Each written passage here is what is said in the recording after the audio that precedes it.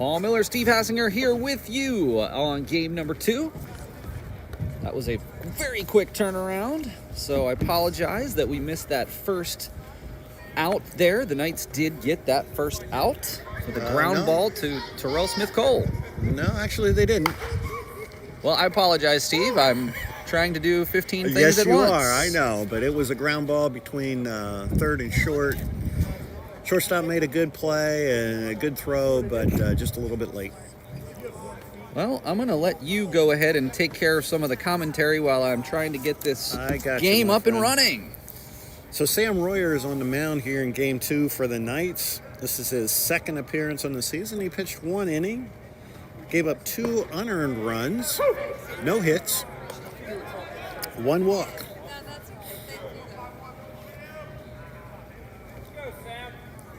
So man on first, nobody out, top of the first, game 2, Knights won game 1, 8-0.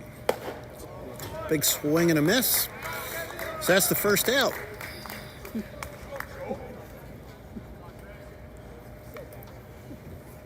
Game 1, we saw Cameron Smiley strike out the side in the first inning and get 3 strikeouts in the second inning as well. Co-player of the game with Nick Joseph, who homered in game 1.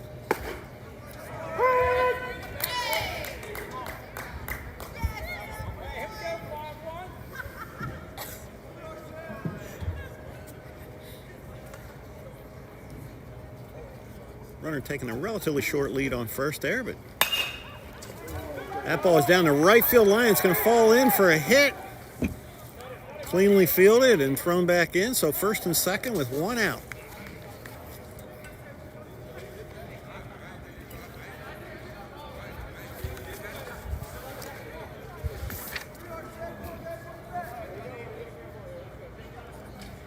Glad to see the sun coming back from behind those clouds. It is a brisk afternoon here at FMB Field.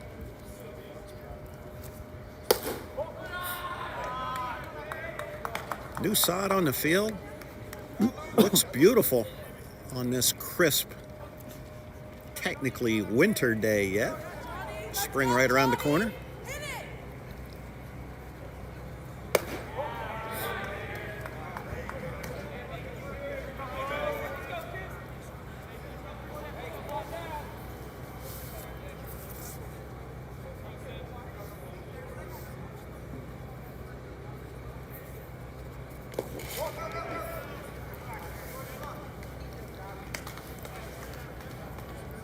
Falling behind here.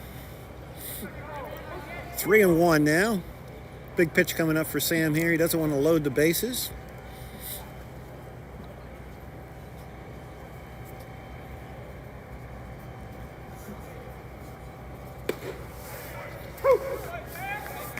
Count runs full now.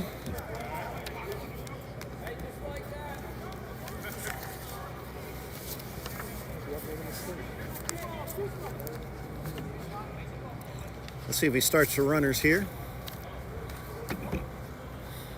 Runners are not going.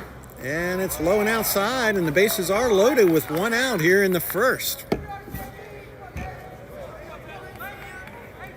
case you weren't with us in game 1, we mentioned that Patrick Henry, kind of a unique situation here. They have 3 students managing this team. It's a student-led team. Foul ball down the third base line. Sam jumps ahead. 1 strike here to the batter.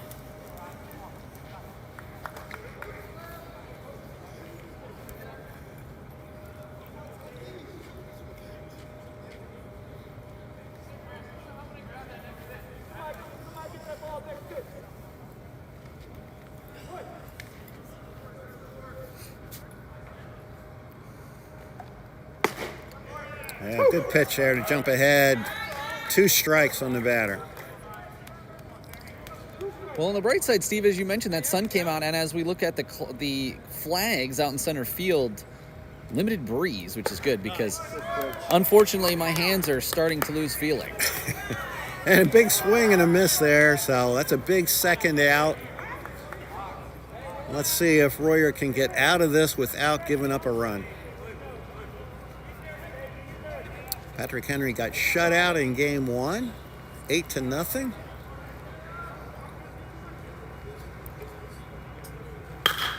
And this is going to be a tough play. Made it look easy. Yeah, good backhand grab there by the second baseman. Flip to the shortstop to end the inning. March is frozen food month at Weis Market. Seems only appropriate with the temperature today. We offer convenient and delicious meals that are ready for you and your family within minutes. Pick up a Weis quality frozen lasagna or mac and cheese and try for yourself today. Eat better, spend less. That's Weis. Take a short break and we'll be right back.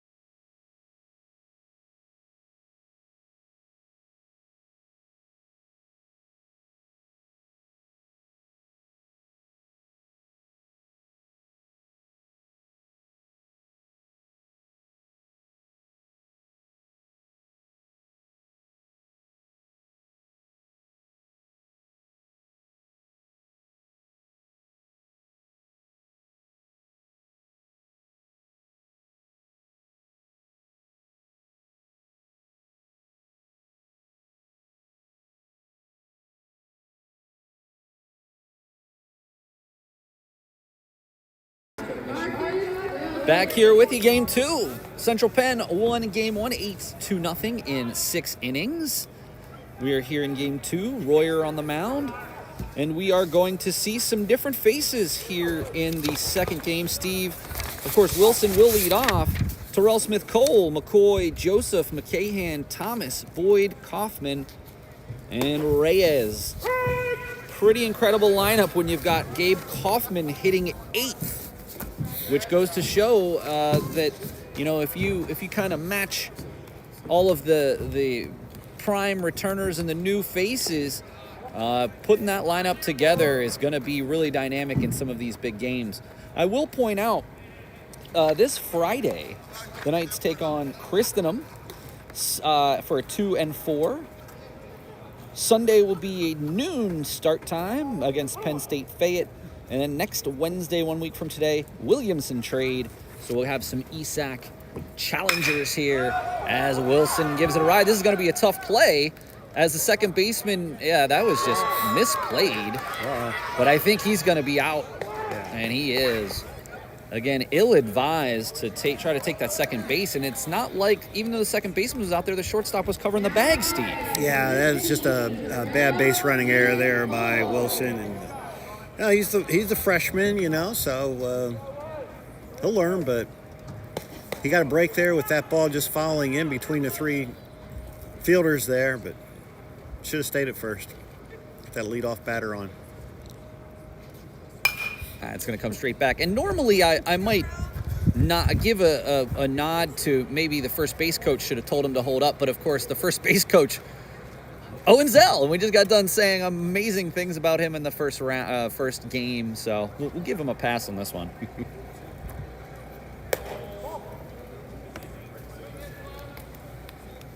But, I mean, on the other hand, though, Steve, I do appreciate the aggressive nature. And the interesting thing, particularly with these freshmen, and I'm sure there's been enough time in practice where Owen's picking this up, but, not everybody has Owen's speed. Matter of fact, not very many people at all have Owen's speed, so it takes a little bit longer for some other runners to make it to second.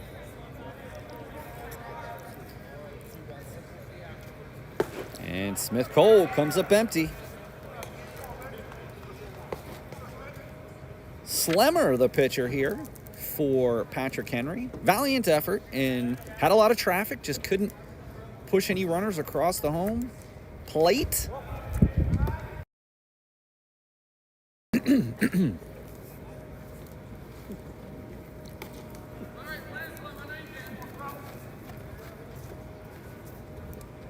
And Smith Cole going to be one of the key cogs in the infield this season. Won our Gold Glove last season, did Smith Cole. And he's going to walk.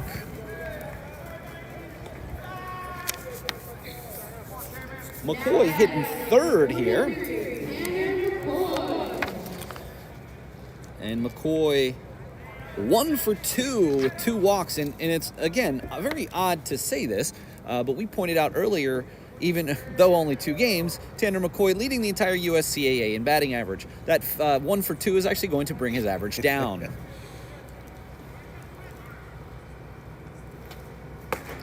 Takes one right down Broadway.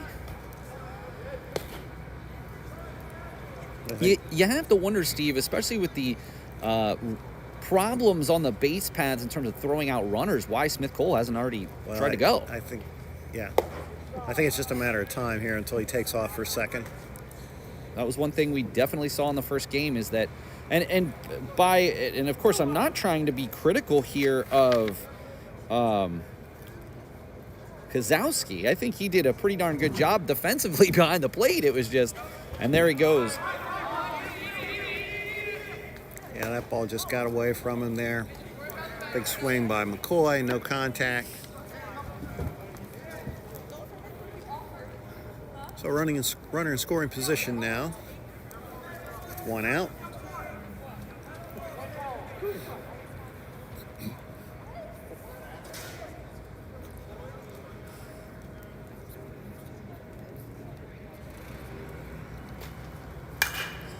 And he held back a little bit. That was one of the comments that we'd made the first game because McCoy hit at least 6 balls, struck them well, just foul.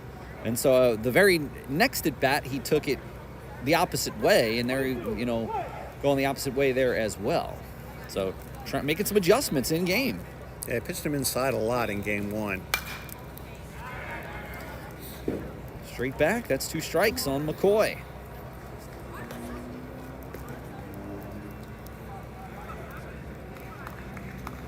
Wearing those stylish pink batting gloves. Black uniforms are sharp. I love them. And there goes Smith Cole, and an almost impossible pitch to try to throw someone out as Smith Cole moves to third. And again, Steve, this is what happens when that leadoff runner got picked off at second. could easily have second and third right now for McCoy here in this 2-2 count. Yeah, and again, a runner at third with less than 2 outs. So let's see if they can capitalize. And there's a shot. That's going to get in a run. And it gets by. McCoy will hold there. Nonetheless, the Knights lead 1-0. Yeah, hard hit ball to the shortstop, but Fro just offline there. Couldn't bring it in at first base.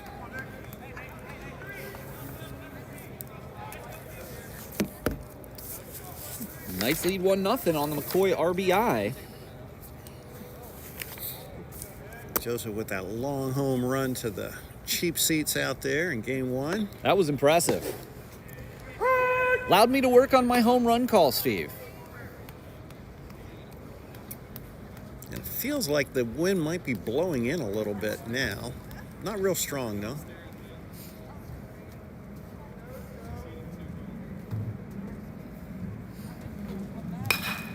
Just gets a piece of that. It's going to be out of play down the first baseline.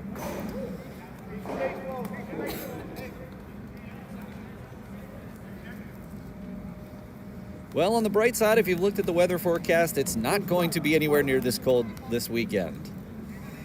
A little bit of potential rain in the forecast, but nothing major. Just passing showers, so hopefully shouldn't impact these games.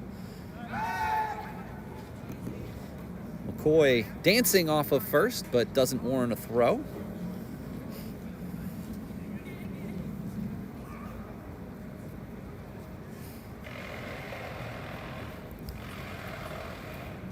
McCoy taking a nice size lead. That's going to be outside.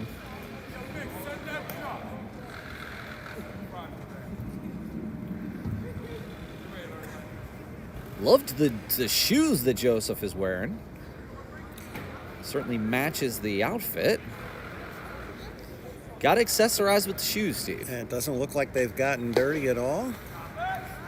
Of course, when you can take a home run trot around the bases, you don't have to slide. Keeps the cleats a little cleaner.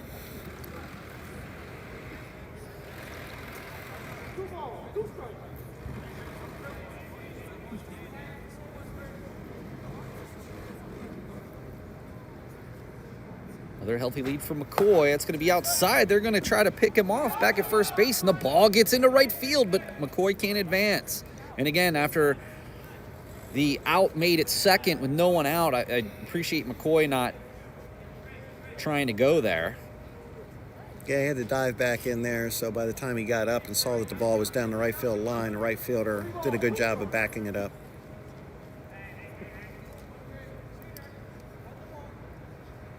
And the pitch. And there goes McCoy. Straight up in the air, and Joseph not happy.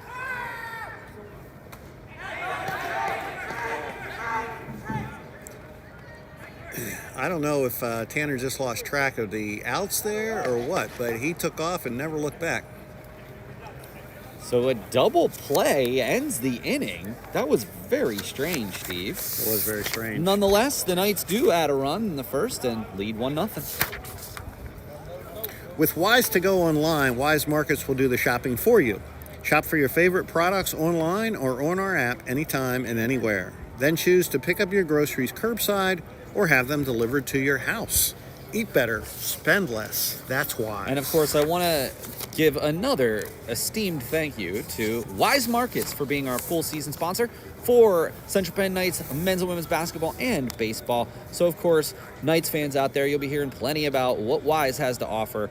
Of course, if you ever have any questions, you go to weismarkets.com for more information. We'll take a quick break and be back here with the second inning.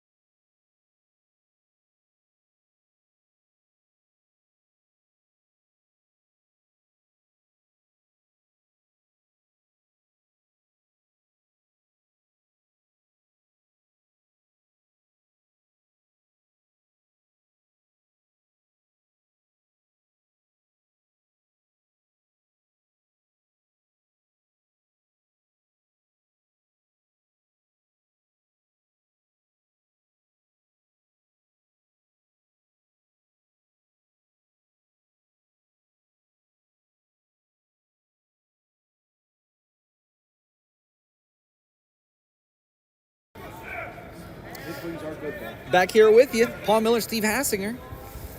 We are in the top of the second inning. Royer threw a few more pitches and allowed a little bit more traffic than he probably wanted to, but got out of the inning unscathed. Yeah, let's see if we can keep this leadoff hitter off base now in the second inning here. Patrick Henry has had a lot of traffic on the base paths today, but they have yet to push a run across. And again, we were just off air just talking about how bizarre the end of the last inning was. I'm not sure what happened and how both base coaches and the runner, Tanner McCoy, just forgot how many outs. And in their defense, we are used to having the scoreboard working, and so it's been a challenge for us calling the game. It has. I'm sure it's been a challenge for the guys who are used to that as Watkinson pops out. So, again, though, that's a situation where that kind of play cannot happen. And I understand in talking with Josh Troutman of the Senators between games here that within the next week that scoreboard should be finished and ready to go. Well, and the interesting thing is actually the left field more thin scoreboard that usually puts the pitcher stats is not even there. So I'm not sure what the status of that is, but I suppose we'll find out here in the coming weeks. I suppose we will.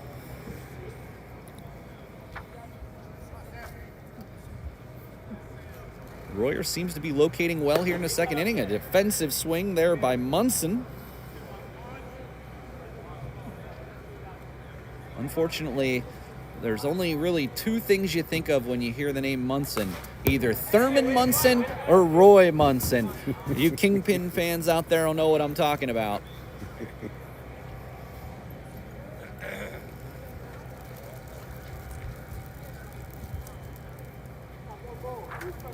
1-2 here on Munson. The right fielder here in the second contest. There's Thurman Munson gone too early. A plane crash. Would have been interesting to see what kind of numbers he would have put up in his career. Just gets a piece of that.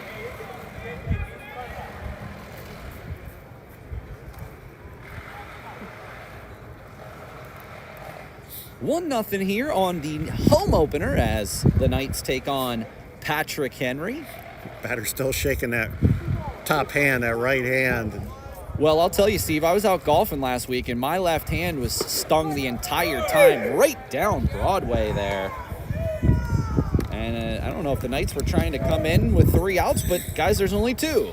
And, again, losing track of the outs there. So, throw the ball down to third base, and he just knocked the ball down and ran for the dugout. I'll tell you, Steve, I just saw Tanner McCoy do it. That's the first time I have seen any type of signal about how many outs there are. So I appreciate McCoy starting that, and then you saw a couple other infielders do the same thing. Yeah. I mean, in a game where you don't have a scoreboard, that's what you have to do. There just needs to be more communication throughout. So that'll, again, this is what happens when you haven't played for a month. I mean, practice is one thing, but as the side is retired. So nice to see that 1-2-3 quick inning there in the second. As Reyes puts that out, we're going to go to the bottom of the second inning. Knights lead 1-0. The Nightly News Media Club at Central Penn College is looking for new members. Members have the opportunity to get hands-on experiences writing for our student publication, The Nightly News, being a part of the Nightly News podcast, or being a part of our sports live stream broadcast. Email Club Advisor Professor Paul Miller at paulmiller@centralpenn.edu. Well, one thing I always say about joining the club is because of how our terms run, we always have openings. And sadly, after next term, both our president and one of our co-vice presidents are going to be moving on. Both Noah Lopez and Jules Quare will be graduating at the end of spring term. So we're going to be looking for some people to step up. We already have some people sort of training for athletics going into the 26-27 season because Noah was our producer. He did the public address earlier today and is now our photographer. So he's sort of hitting all types of different aspects, but we're always looking for new students to participate. So please, if you're interested, shoot me an email, paulmiller@centralpenn.edu. We'll take short.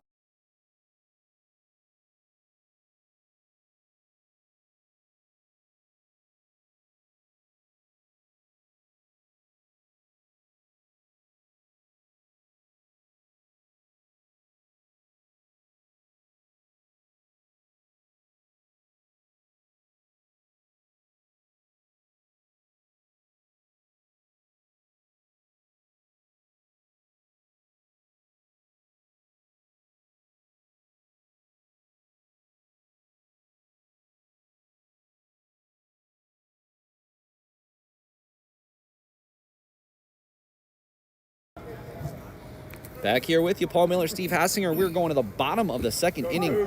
Again, McCahan at bat after that just odd play to end the last inning between McCoy and Joseph, where seemingly McCoy was unaware of the fact that there was only one out and took off like there were two and got doubled up. But Knights still lead 1-0 regardless. Cue ball down the first base line, foul.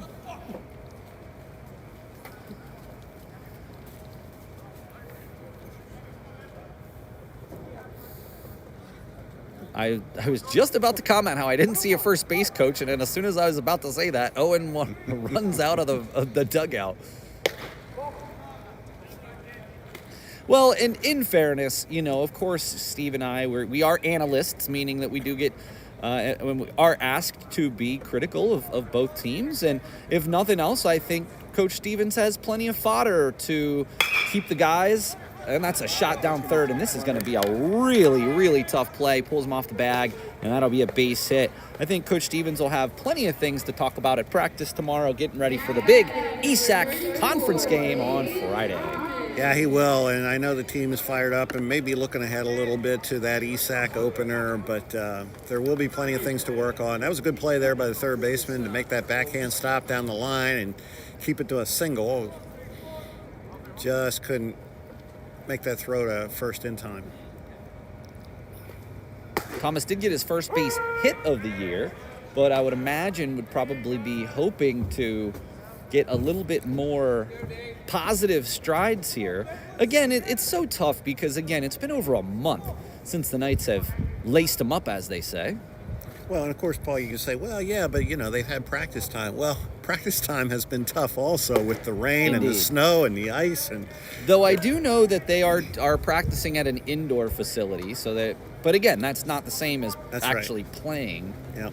on the field as we get a breeze and does wreak havoc on our camera, so my apologies for that. As McCahan goes with no throw, the steal puts him in scoring position for Thomas. And again, on Patrick Henry's side, you feel for the catcher, Kasowski, but their defense with runners on base is very poor and something that they're going to want to work on. As McCahan was running there, and honestly, Thomas might have been better served not to go there, but the ball is dropped. I was just going to say, and the ball gets away, and here comes another run. Somehow, Thomas ends up on third base. Yeah, just real sloppy play there. The right fielder had plenty of time to make that catch. He was under it. Just popped right out of his glove. 2 errors on that play for Patrick Henry. And that makes it 2-0 Knights.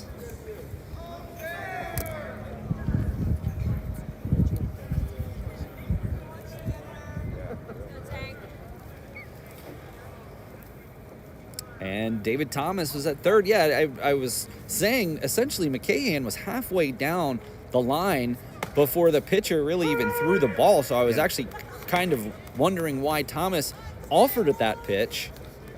But all's well that ends well. Yeah, and McCahan did know the situation and did get back in plenty of time, but then when the ball was dropped, obviously. And there's a shot by Boyd. That's going to plate another run, as Boyd has looked great at the plate today with an RBI. Let's see if they decide to run for him again. Yep, Cruz is going to come out and run again.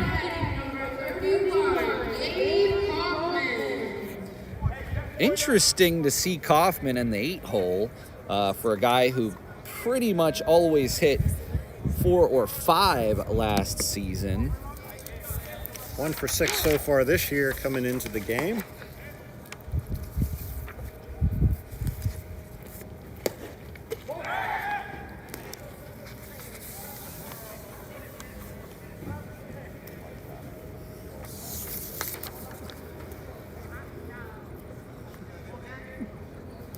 Nothing Knights, and nobody out.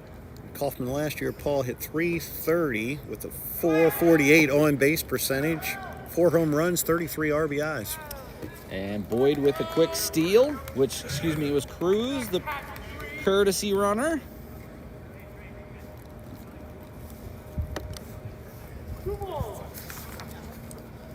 Three nothing. Can Kaufman add to it with a runner in scoring position, no one out?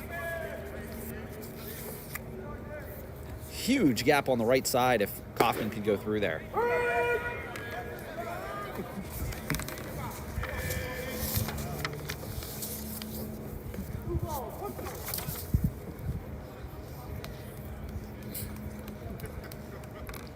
The pitch inside, just off the plate. Kaufman, as you mentioned earlier, one of the seniors on the team. Graduate of Williamson High School. Tioga County, apparently. And there he goes, and that's going to go right up the middle. Can't quite come up with it, and everybody's safe. As Kaufman picks up the single, Cruz to third. Shortstop able to knock it down and keep it in the infield there to keep Cruz from scoring. First and third now, though. Here is Chris Reyes. And Reyes, a local guy from Camp Hill High School, the freshman. So nice to see some of our local talent come into Central Penn. And Kaufman's going to take second. They decide to just go back to the pitcher, give them the base. And that's, one of the things, we see this a lot. This isn't just unique to Patrick Henry. But it's so easy for get on first to just take second or third in some cases. Just off the plate.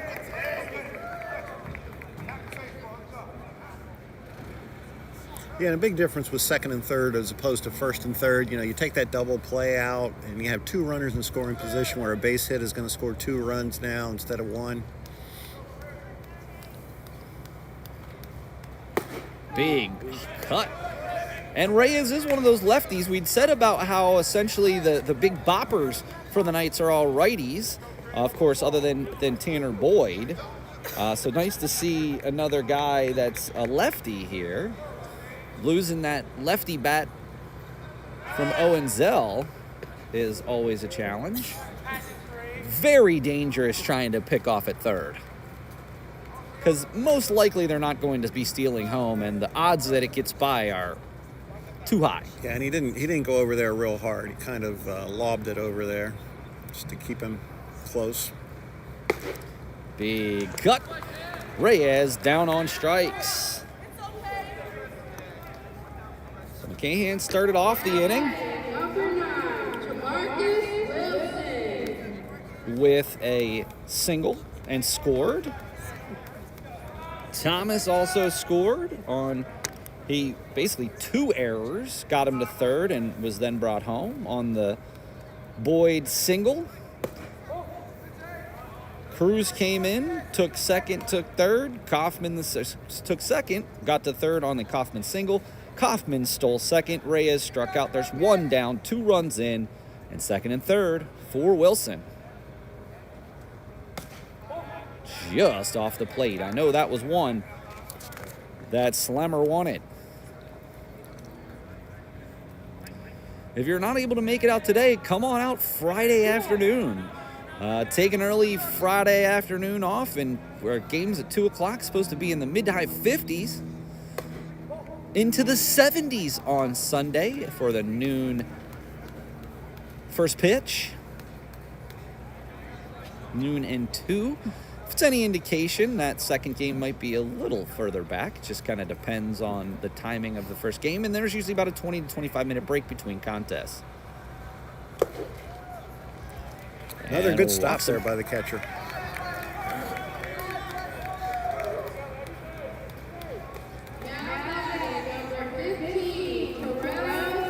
Bases loaded for the Knights now. See if we can push a few more across here. Cole walked, reached second on a pass ball, stole third, and scored back in the first.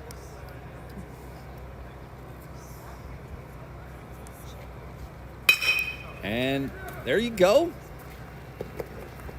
They did catch him at third, but a run scores as Cruz comes home. Kaufman tug out. Yeah, good stop there at third base to keep that ball from going to the outfield and scoring 2 runs. First and second now for Tanner McCoy.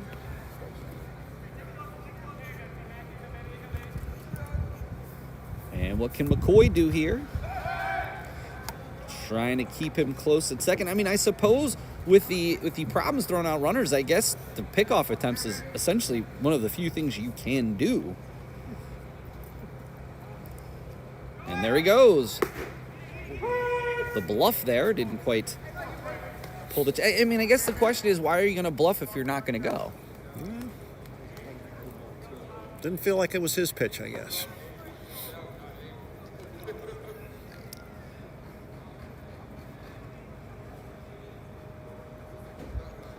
The pitch, and there they go. And that's right down a third baseline. 1 run will score. Wilson comes around. Smith Cole, here he comes. 2-run double for Tanner McCoy. Yeah, third baseman was moving towards the bag there to cover, but that ball was hit so hard that he just could only get a piece of his glove on it. The ball continued down the third base line to knock in 2. 6-0.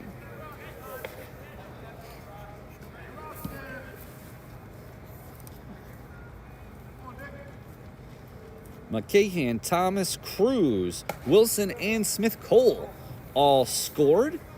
This is the 9th hitter to reach the plate, Nick Joseph, and still with McCoy in scoring position.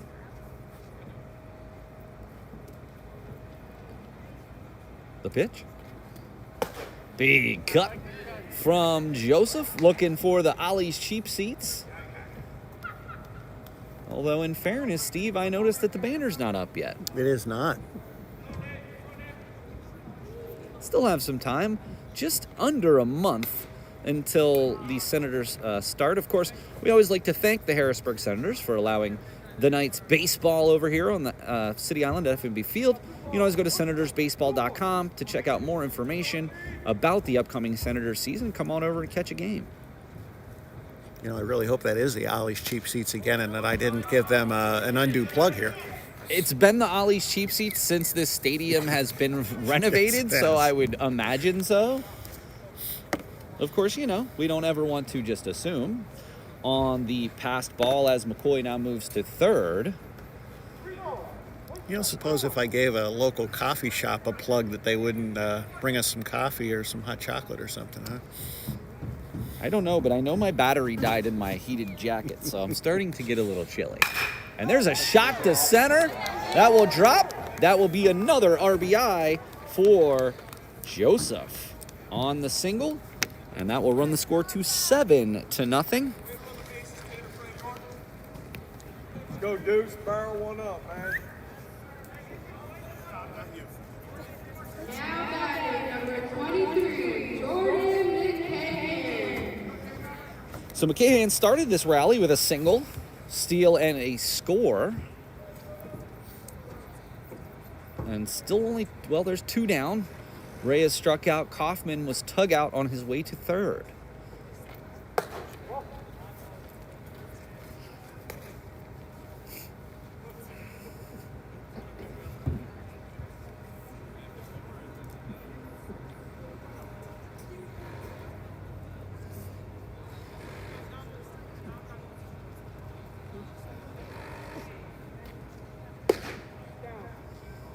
Little low.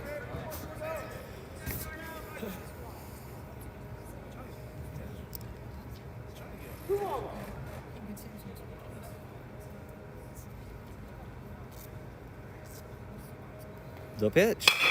And this is going to be another tough play.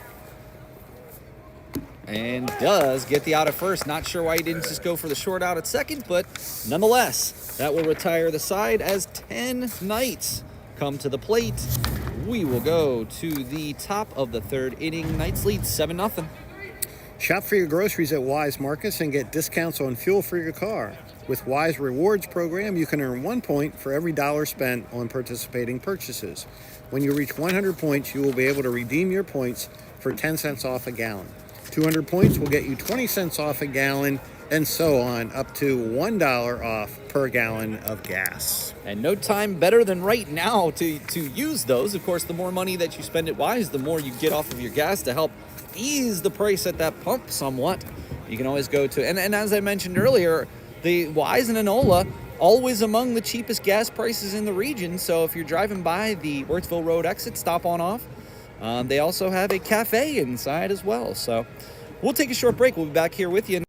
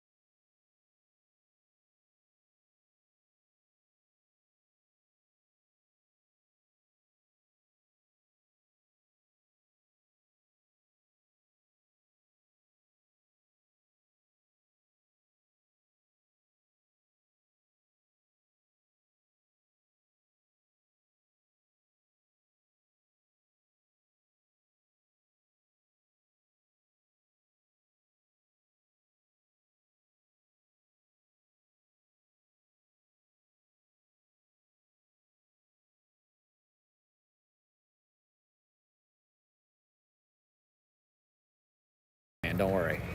Back here with you, Paul Miller and Steve Hassinger for the nightly news. We're here in the top of the third inning.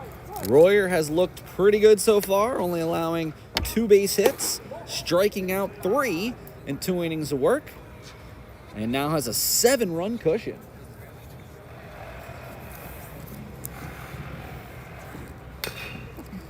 Just stays alive there. Now 2 strikes.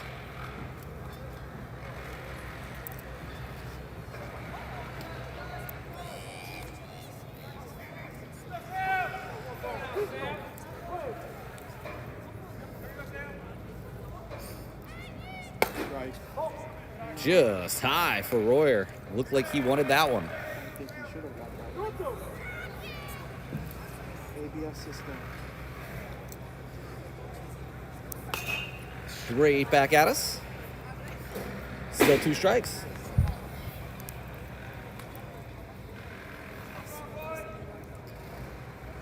Interesting lineups here. Of course, there are a couple of people who are playing both games, but I'm almost curious to see what a normal lineup looks like for Coach Stevens in terms of having all of his, because again, Kaufman didn't play the first game. Morrell DH'd in the first game. So just curious to see how this lineup might look a little different on Friday as Royer strikes out. Bell? Yeah, and I think there's a good chance that you might see that regular lineup or most common lineup on Friday against Christian Dome. Interesting, one of the probably more notable things about today is Boyd catching both games. Surprised that in this contest we didn't see somebody else catching game 2, but as you mentioned in game 1, not a lot of options at catcher. I mean, they have, like you said, there are other people listed at catcher. Kyle Brent now listed at catcher. Tanner Boyd, Jack Getty all listed at catcher. Which again is odd because Kyle Brent was essentially the everyday third baseman for the team. Didn't even play today. Hopefully he gets in the contest. Hopefully everything is good health-wise. But again, the roster's large. Coach Stevens wants to give. Again, it's been over a month since the Knights have played. Coach Stevens wants to give people an opportunity to play here and get some experience, kind of get their feet wet before we get into conference play. You know, Paul, we were talking about the scoreboard out there in right field, and that it would be ready here in a couple of, or hopefully within the next week. And as we look out there now, we can see Ben out there working on that scoreboard to get it ready. Well, and also when we came in, we heard the band Men at Work. Now we're seeing Men at Work. Yes. Pretty interesting.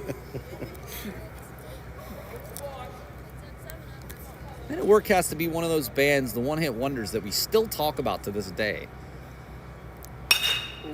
As a shot down the right field line, that's going to be out of play. When you say we, you and who?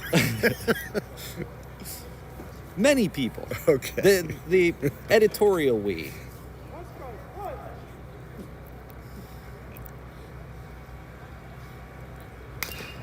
Royers looked sharp here. 1, 2, 3, and then has struck out the first 2 batters here as Hope steps in.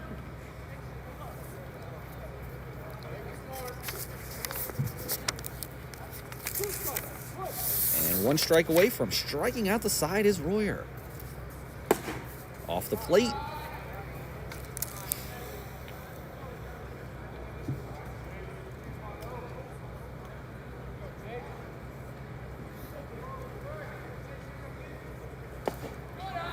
Downstairs runs the count to 2-2 after he got ahead of him. 0-2 to start the at-bat.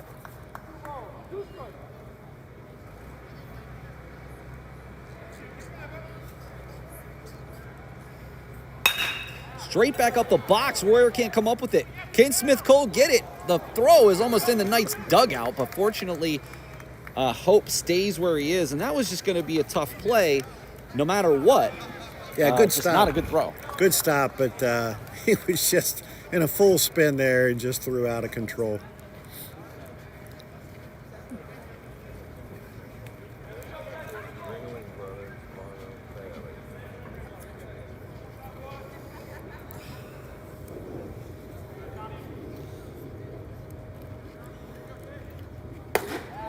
And again, even though Patrick Henry hasn't pushed a run across all day here, they have had runners on the base paths. Very few 1, 2, 3 innings today.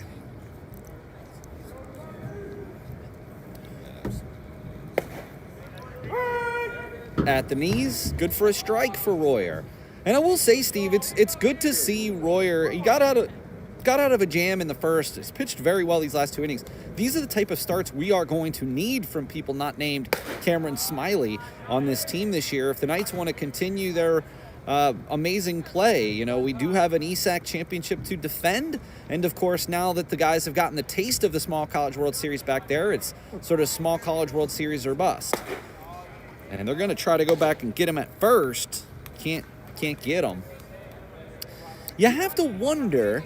Of course, years past, the Knights have been snubbed for the Small College World Series. Of course, they made it last year and did win a game. Do you think that the limited schedule could have an impact as Hope runs and basically walks into second base? Yeah, it certainly doesn't help them with all the cancellations that they've had. But, you know, if they run through the ESAC to the championship game again, win the championship for a 4th year in a row, you got to think that holds a lot of weight.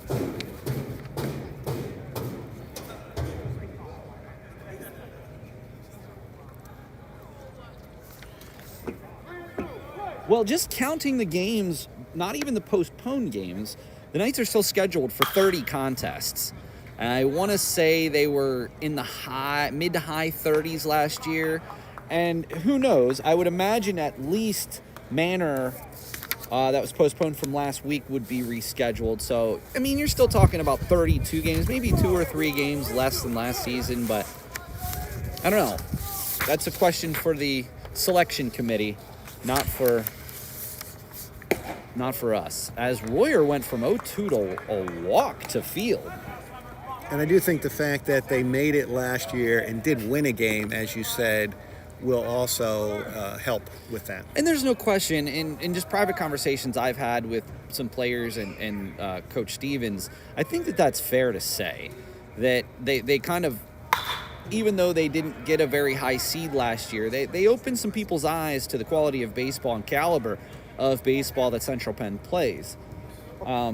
Unfortunately, we are not in an automatic bid conference. We would need to have, if I'm not mistaken, another team or two join the ESAC conference for us to be an automatic bid conference, which is, again, something that Coach Stevens and I talked about.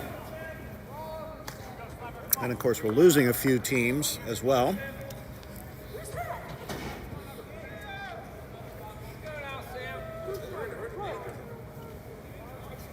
First and second here. Can Royer get out of this?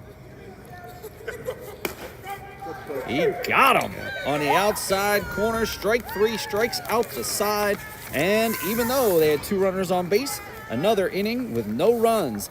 So far, that's been every inning for Patrick Henry. We're going to go to the bottom of the 3rd inning. Knights hold on to a 7-0 lead. The Central Penn College app was designed with students in mind. The app brings the school to your fingertips and enables you to connect with the Central Penn community. Stay on top of your events, classes, and assignments with the building and calendar function, and get notified of important dates, deadlines, and security announcements. Make friends, ask questions, and access campus resources at any time. Search Central Penn College in the App Store. We'll take a quick break.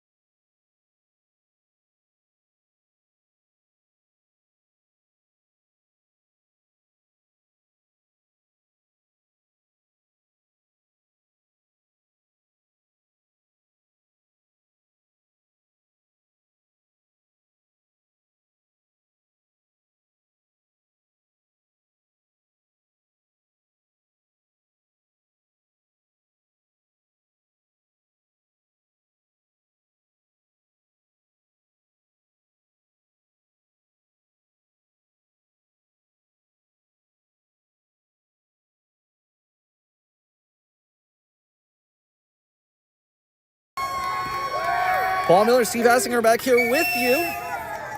Knights lead 7-0 as Tyler Haynes gets in the lineup here. He is going to take over for McCahan.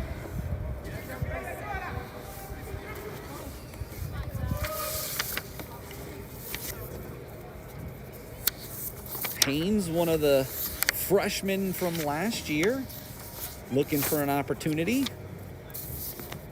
from Haverford, PA, and Haverford High School. Haverford High School. If you're going to bring up the cities, you got to tell us if you know where it is. You know the rule. Southeast part of the state. I'm telling you, that's one of the positive things about having Brian Cristiano on the podcast. He knows 90% of the towns and cities in Pennsylvania. You're very good as well. Please, I was not saying that to downplay your efforts. Brian works in 90% of the I know, cities, right? At least in Northeast Pennsylvania. Brian now the on ice host for the Scranton Wilkes-Barre Penguin, also the Scranton Wilkes-Barre Rail Riders, Nightly News Hall of Famer. Recently on a podcast that was not his own, I saw him post about that.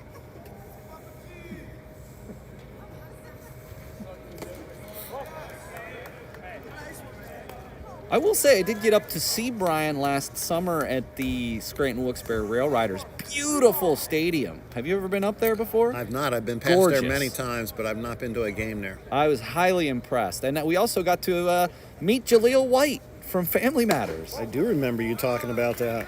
As Haynes walks. Of course, be joined Sunday by Nightly News Hall of Famer Parker Rose. Looking forward to calling the game with him. And Parker will be joining us for that Sunday contest. And fortunately for Parker, it'll be 72 degrees is the forecasted high. Maybe we should have traded. As Haynes gets into second base safely. Good throw, but a little bit of a difficult pitch to handle there to try to throw the runner out. Haynes just beat it. Steve, in fairness, you had initially had prior obligations for today and said just earlier this week that you were interested in doing it. So I'm pretty sure you knew what the forecast was when you agreed to this. I certainly did. And Haynes, if he was paying attention, might have been able to sneak third there, but no one out, no reason to do that. And as we've said, Paul, I mean, it could have been a lot worse today. The sun is no out question, and no question. Not very windy, so I'd been dreading this day not a bad March for about a week. Not dreading, of course, I absolutely love being out here and doing this. Dreaded the temperatures. But of course, for a home opener in the middle of March, this, I've been to worse, as we discussed back in Game 1. Haynes taking a healthy lead there as Boyd fouls it back. I had an opportunity yesterday to have a few of the guys from the team join me. Yes, I wanted to hear more about this. So we took advantage of a free webinar with one of my childhood heroes, Mike Schmidt, greatest third baseman of all time. We'll open that up for debate later on, but a webinar sponsored by the Hall of Fame. Of a place that both you and I have been numerous times. You since I Cooperstown. have been. You've been there a couple of times since I've been. Love Cooperstown, love the Hall of Fame, and this is the 50th anniversary of the 1976 All-Star Game that was played at Veterans Stadium. So Mike Schmidt was reminiscing about the 76 All-Star Game. Of course, this year the All-Star Game will be in Philadelphia again. And 30 years ago, the All-Star Game was in Philadelphia, and I had an opportunity to attend that All-Star Game in 1996. We have an opportunity to attend this year if we want to pay $1,000 to get in the door. Well, I won't tell you what I paid, but I was working for Hoover Rehabilitation Services at the time and had an opportunity through my work to attend that game. Great memories. So what was the webinar about? So the webinar, Mike Schmidt was diagnosed with lymphoma back in 2013. Had a long battle with lymphoma, still has to undergo treatment, and he has been an advocate now for skin cancer prevention.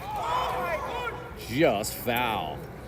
Working with the Hall of Fame to have some initiatives for their upcoming military appreciation game that they're having and the Hall of Fame ceremonies this year, where they will have free sunscreen and educational sessions available. And really was talking about that for half of the webinar, and then talking about the 1976 All-Star game and some of his recollections. So that was very enjoyable.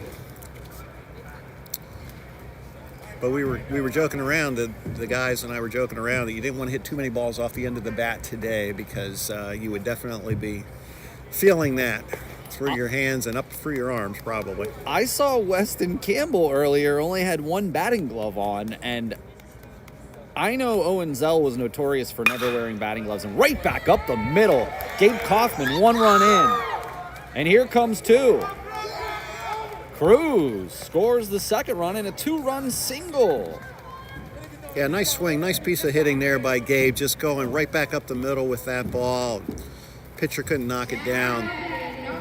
2 RBIs for Gabe.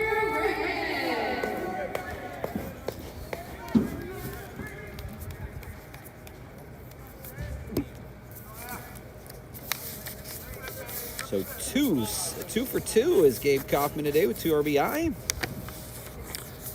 Brings the score to 9-0.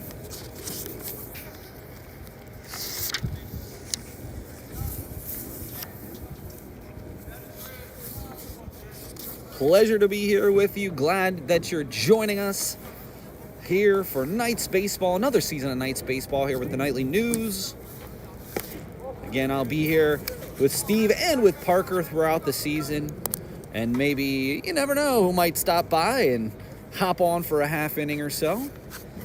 We just saw Nightly News alum Kevon Davis, now a member of the front office of the Harrisburg Senators. So if you know Kevon, he's going to be over here for all the games. So come over here to a game and say hello. We actually just got asked to be a part of the May 8th Business of Baseball event, Steve. Yeah, looking forward to that. We had an opportunity to come last year to that event. They did a great job with it, and it sounds like they're talking about a much bigger and better event even this year. Yeah, he'd mentioned over 3,000 expected. And Kaufman basically takes second standing with a steal. That's his second stolen base. So 2 for 2, 2 steals, 2 RBI. Although in fairness, if that was a walk, I guess that wouldn't be a steal.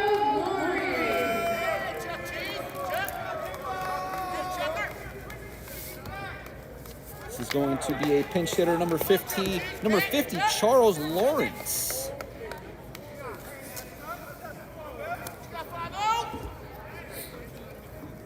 Looks like Coach Stevens wants to try to get some people into this game. Maybe he's afraid this game might not last all that much longer, being that it's 9-0 at this point. And Lawrence last year got into 7 games, but he scored 9 runs. Came in as a pinch runner numerous times. He was 4 for 10, so 400 batting average with 5 RBIs and a home run. If you recall, Steve, that home run was an inside the park home run right here at FNB Field that caromed around in the far right field corner. But a home run nonetheless. I want to take nothing away from Mr. Lawrence. I just recall that. Honestly, outside of Nick Joseph's triple in the ESAC championship game that swung the tide, I think the most excited call I've ever had was Charles Lawrence's inside the park home run. I do recall that, yes, and taking advantage of that speed. Of course, he couldn't take advantage of the speed here because he popped out to the pitcher. First and second here. And now we get number 15, Terrell Smith-Cole.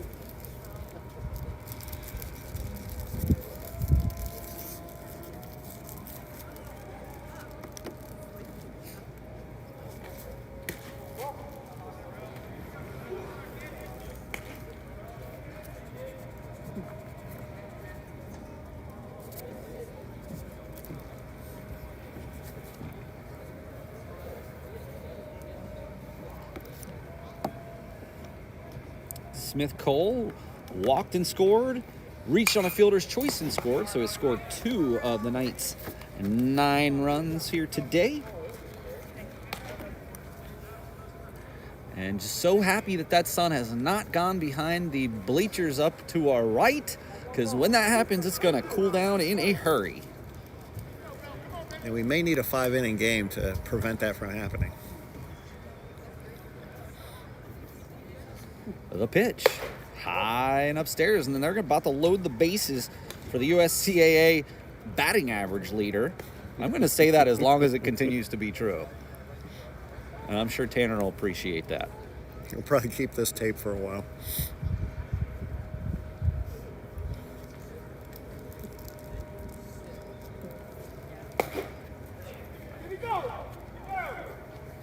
Appeal, and Smith Cole did not go.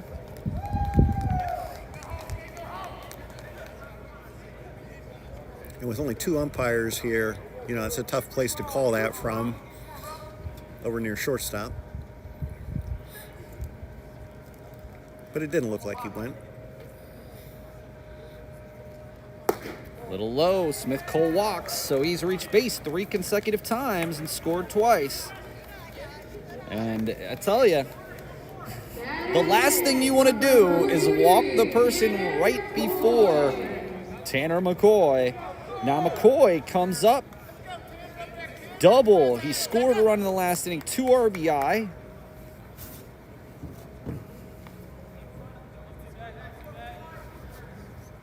What can he do here with nowhere to put him? I think Tanner might want that pitch back. Darwin Cruz has stepped in the on-base circle for Nick Joseph. So it looks like Joseph's day is complete.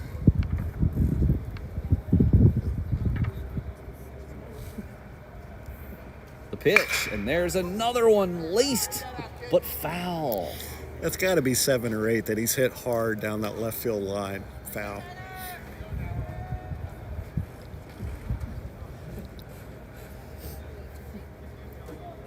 Well, in fairness, while the Patrick Henry pitchers have been relatively efficient, they certainly don't have some of the velocity that we've seen from other teams in the conference. So maybe that's partially what's leading to that, Steve. Yeah, Tanner's been out in front on a lot of those pitches. And they're going the other way. Yep, and I'll tell you, he had a shot to get that, but he was moving to cover the bag and had to double back and just got right past him as McCoy with another single and 2 RBI. As the Knights take an 11-1 lead. Tanner's got to work on that batting average because, as you said, his 1 for 2 was bringing his average down, so he's trying to get it back up again. Regardless of what he ultimately ends up with after today, it's been an amazing first 4 games of the season. And it looks like we see Kyle Brent stepping up into the batter's box as Cruz steps in for Joseph, as we're about to go back-to-back innings of batting around. And McCoy dancing off of first. Does get back in safely.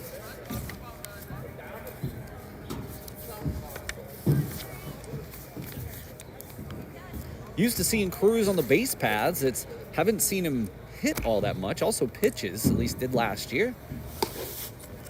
Does get the strike call even though they can't hang on to it.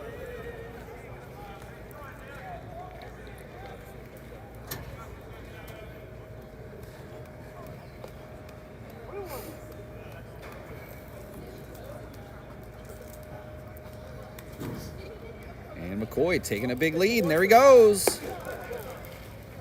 And looked like the catcher was trying to go right back to the pitcher. Pitcher didn't put his glove out to catch it, but fortunately there was someone there to back him up, as Smith Cole really never left third base. I mean, I suppose up 11-0.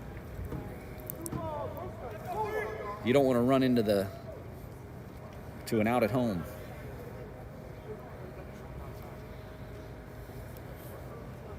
The pitch. There's a decent pitch, but this is going to fall. And they're going to hold McCoy as Smith Cole comes around, and Cruz, a base hit and an RBI. Yeah, Yeah, nice piece of hitting there by Cruz, taking that ball to left center. As you said, we haven't seen him hit a lot, but if he hits like that, he's going to get a lot more chances. You know, I made this point in the first game, Steve. It was brought to my attention Darwin Cruz is a 4-sport athlete. Had an impressive sort of debut for the basketball team off the bench. Brought some energy. He's played soccer. He played track and field.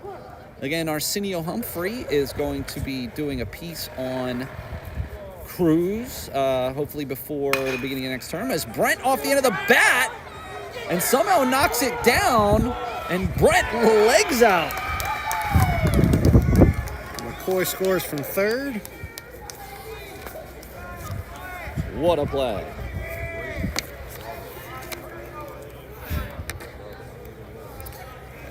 That is lucky number 13.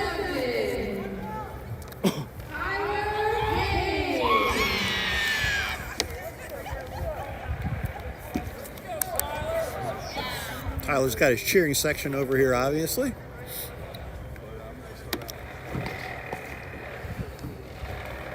And, you know, Paul, while these haven't been extremely competitive games, obviously, as we said, you know, great opportunity to get some of these freshmen in and some of these, even some of our upperclassmen who have gotten off to a little bit of a slow start. And as you said, haven't played in over a month in a game. So everybody's getting at bats, and it's a good opportunity to kind of start honing in on the season as we get ready for conference play. Well, and in fairness, let's just be honest. Patrick Henry came to play today. And while a lot of the things didn't go their way, the bottom line is they came to play. They're giving their all out here. And again, we just, unfortunately, due to just lack of information, we don't know what their record is, how many games they've played. This could, for all we know, this could be their first game. So give Patrick Henry credit here for coming out and being competitive with, frankly, one of the better teams in the USCAA. Yeah, absolutely. And their catcher, as we said, is busy behind the plate there, made a lot of stops, and he too has caught the doubleheader. So don't often see catchers catching both games of a doubleheader, but that's happened for both sides today. Inside, and Haynes walks to be on base for the second time here in the same inning.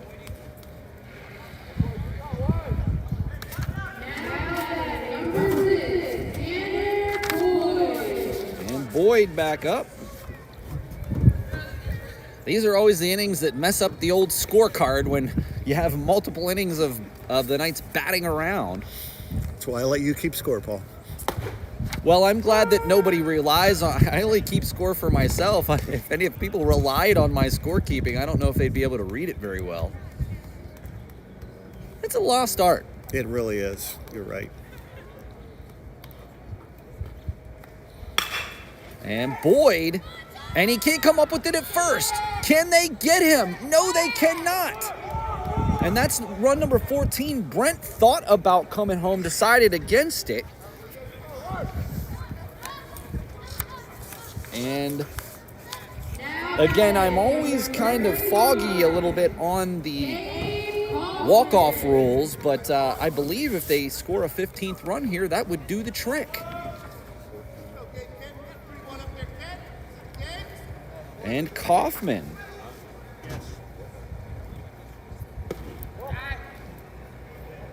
Kaufman's had a great contest. 2 for 2, 2 RBI and a steal. And as you alluded to earlier, you know, the possibility of this game ending pretty soon is probably why, you know, Coach has gotten so many different guys into the lineup here.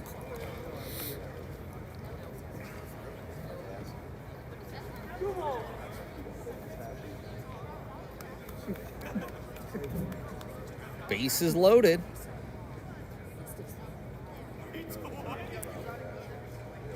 That's going to be right back at the pitcher, and he can't come up with it.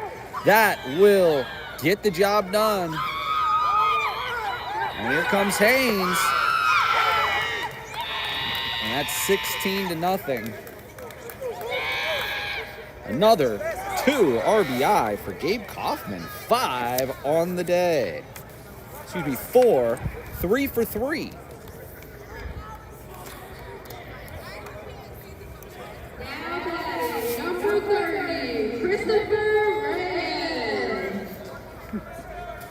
maybe they have to go another inning. I'm honestly, again, the mercy rule in the USCAA is a little bit different than around other venues. Here we are, 16-0, as we get back to the bottom of the order here with Reyes, and that's going to go through, and this is going to be 17-0.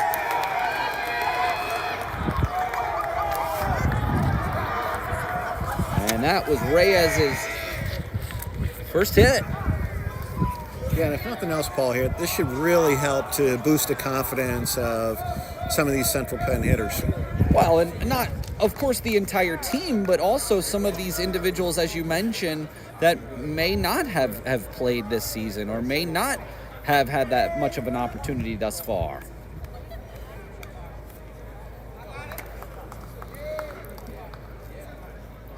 And they're going to save that ball because, as you said, that was his first hit.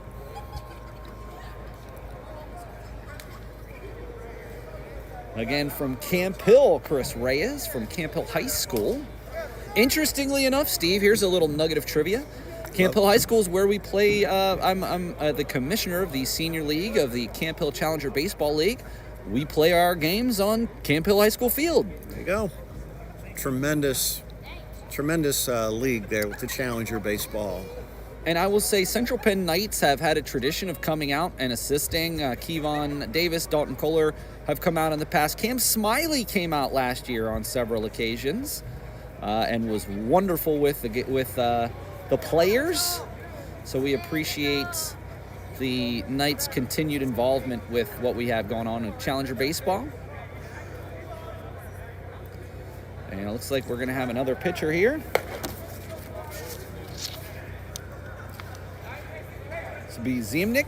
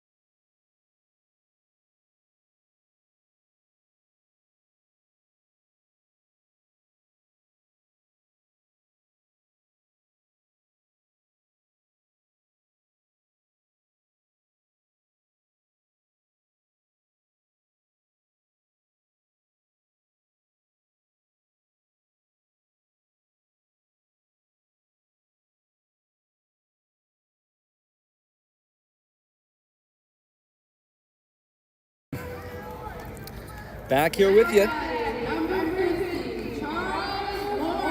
And Lawrence back up for the second time in this inning as the Knights lead 17-0.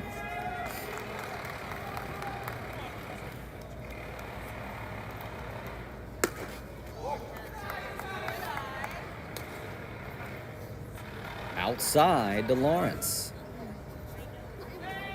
Kaufman on second. And that's right back up the middle. Can they make the play? They do get that out at second. Yeah, I don't think he would have had a chance at a double play there, but he does get the runner at second. 2 down.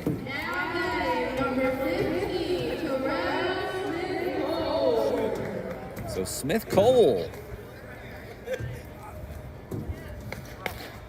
who has reached base 3 times, 2 walks and a fielder's choice. So 0 for 0? Well, the fielder's choice counts against him. That's Okay. 0 for 1. But again, he made it on base, so. Yep. On base percentage-wise, There you go. he'll take that. Looks like we got Nick Walter on deck, the lefty. It's going to be outside and holding at third. Yeah, and there's a case where I think Kaufman could have scored, and certainly if it was a closer competitive game, I think he would have tried it. But when you're up 17-0, no need to do that.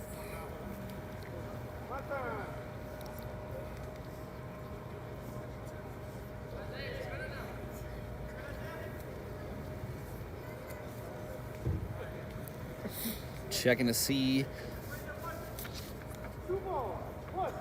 that Kasowski is okay and gave the thumbs up. Yep.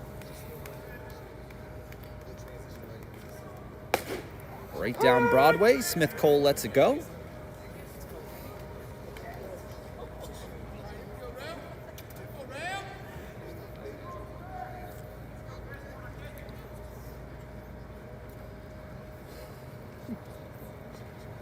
And way outside.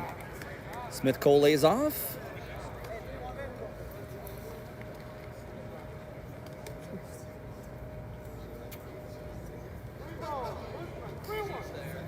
Three-one count to Smith Cole.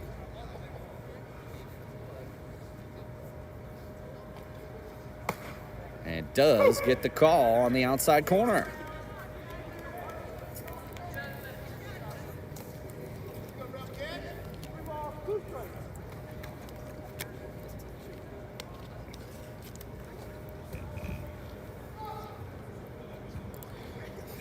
And he struck him out to end the inning.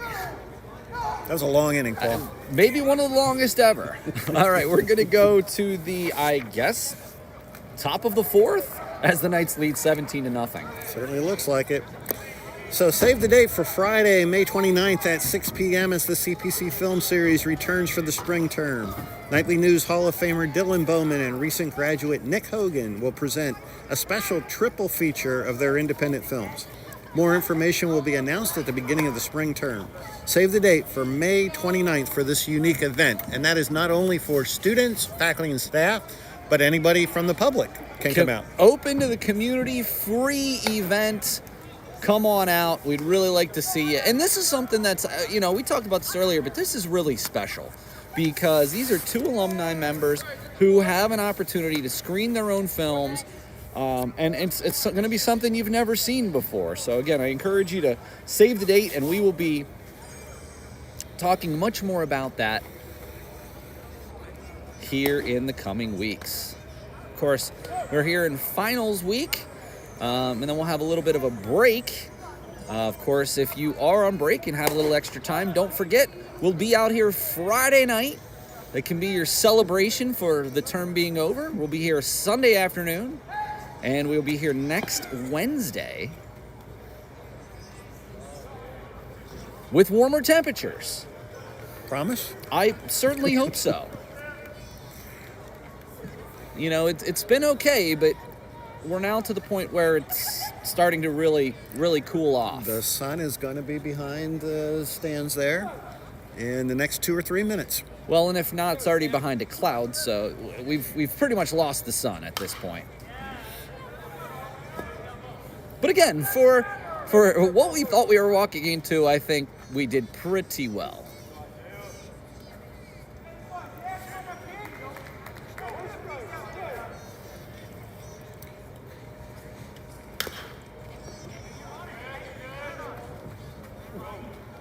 Paul, we were talking earlier about Central Penn alum Molly Peters. And I believe I see her over there in the stands now. Yes, all she has to do is walk across the bridge from work. So. Yep. With another...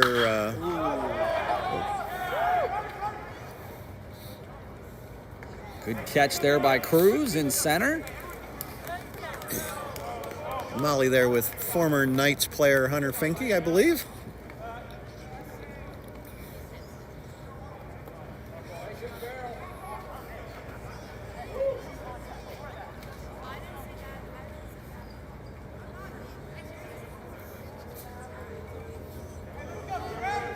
One down for Patrick Henry.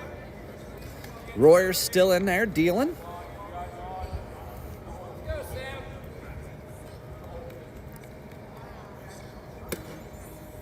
very impressed, especially because, and something we, maybe hadn't thought about, Royer, I mean, we said about how long that half inning was. He was basically just waiting the whole time. Yeah, not easy to do. And as we talked about, pitching depth is something that this team is going to have to develop as the season goes along here. Not a lot of returning pitching on this team, so good to see Sam coming out and throwing strikes and, for the most part, being in control. Isn't that strike 3? Looks that way.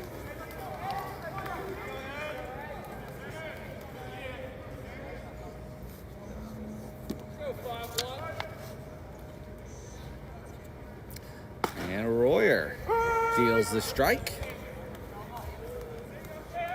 This is Munson.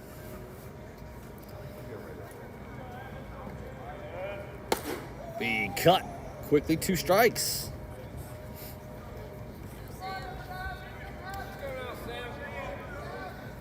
Still probably 30 or 40 fans out here in the stands, hanging out.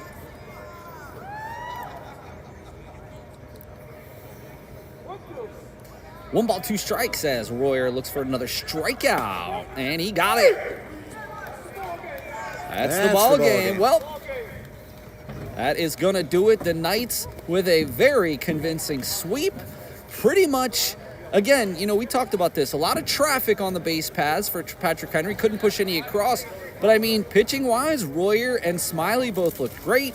The Knights' offense looked terrific. Maybe a couple of plays they'd like to have had back. But overall, you can't be mad at the home opener today. Here, again, the doubleheader sweep against Patrick Henry. Final thoughts, Steve? Yeah, and in game 1, we talked about the fact that the Knights did not come up with clutch hits several times where they had runners at second and third and less than 2 outs. But the hitting was certainly much stronger in game 2. And as you talked about, we had a mix here of lineups with a lot of players getting into these games, which is really good and really important. Well, I did want to put out that the Nightly News player of the game, we're going to go co-players of the game. Much like the first game, we're going to talk about the pitcher, Sam Royer, and the hitter, Gabe Kaufman, as the co-Nightly News players of the game. But that's going to do it for the Nightly News. Steve, it's been a pleasure to call the game with you. We'll be back out here Friday for the next contest for a 2 and 4 o'clock game. We hope everyone comes out.